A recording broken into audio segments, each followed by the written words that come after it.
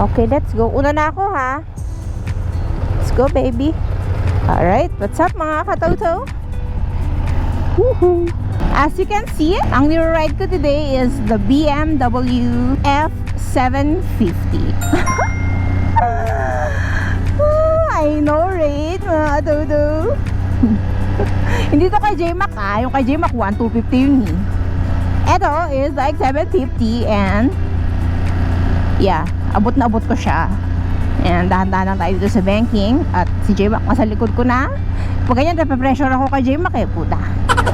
Gumuguhit yan eh. Tapos babankingan ka niya. Rit! Kinana, pudot ah. Hindi ko na ibaba yung visor ko.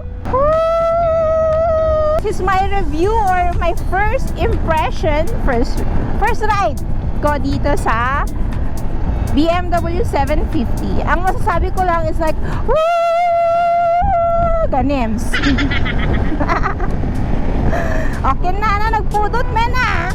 Yung araw nakaano sa mukha ko. Wala akong masabi. I just wanna enjoy the ride. Is it good for a beginner? Beginner? Feeling ko, it's good for a beginner bike. Yung mga babaeng gustong mag-GS Ganems. Yeah. Perfect sa inyo to. Kasi mababa lang siya. Super abot ko. Which is, yun ang pinaka-importante for me sa isang motor. Abot na abot. Ganun. Tapos, medyo may kabigatan. Pero once na inandar mo na, once na niride mo na siya, parang kang nagpa-fly away na.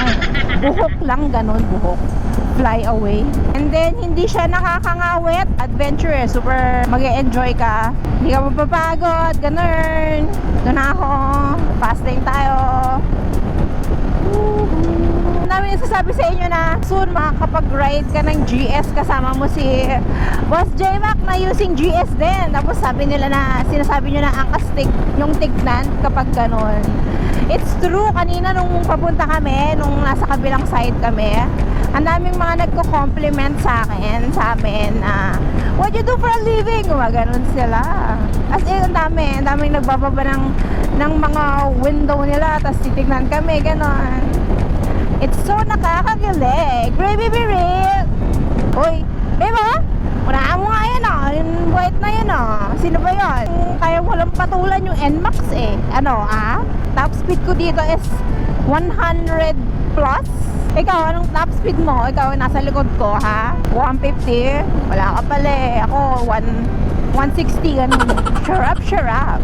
Grabe. Super comfortable itong motor na to kasi adventure bike, dala ng adventure bike siya. Tapos, pag nagka-clutch siya is like, quick shift, auto blip, ganun.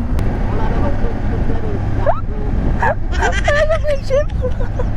Hindi. Malambot yung clutch nito. Yung ano mo yan, yung kapag isang ganun mo lang sa paa mo eh, nag-gear na siya, tawag dito? Tangina. No. Hindi naman kasi ako nag-review ng motor, ba't pinapareview mo ako ng motor? Ayan quick shift. Bakit palang quick shift na? Walang auto blip, walang cruise control. Sabi ni J-Mac, ito na yung pinaka-base model ng adventure bike ng BMW. Ito ang F750. And wala siyang pakiramdam na base model lang siya. I don't know what I'm talking about, but I'm saying it. What? I'm enjoying this bike. So, Manila na kami. Tapos na ang expressway run. Na-experience ko na siya sa expressway run. Dito naman sa metro. Okay, lipat tayo dito. Lipat. I'm gonna end my vlog here. Sana may natutunan kayo sa aking first impression, first ride dito sa BMW 750. This is Last Dog Rider 2022.